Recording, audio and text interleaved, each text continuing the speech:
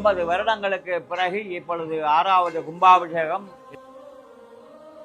எத்தனையோ பல வருடங்களுக்கு பின் கிடைத்திருக்கக்கூடிய இந்த பாக்கியம் போர்களை சந்தித்து இப்பொழுது மீண்டும் நிமிர்ந்து நிற்பது. வரிசை வரிசையாக ஆயிரக்கணக்கான மக்கள் 2500 ஆண்டுகளுக்கும் பழமையாக இருக்கக்கூடிய இந்த ஆலயம் கருங்கல்லினாலே கூரை வேலைப்பாடுகள் எல்லாம் கிட்டத்தட்ட 1300 வருடங்களுக்கு மேலாக அந்த விக்கிரகங்கள் எல்லாம் யந்திரங்கள் அங்கே இருக்குது. எப்படி இருக்கு என்ன இருக்குன்னு எங்களுக்கு தெரியாது. இலங்கை இராணுவ அதிகாரிகள் எண்ணெய் காப்பு நடைபெறுகின்ற அந்த 2500 ஆண்டுகள் பழமையான சிவலிங்கமும் வேலும் அங்கே ஈழத் தமிழர்களுடைய வரலாற்றிலே பெருமைக்குரிய கோயிலாகிய இந்த கோயில் முற்றுமுழுதாக கருங்கல்லாலே கட்டப்பட்டு வெள்ளியிலே கலசம் வைத்திருக்க இந்தியாவின் சுவாமி மலையிலிருந்து கொண்டு வரப்பட்டிருக்கக்கூடிய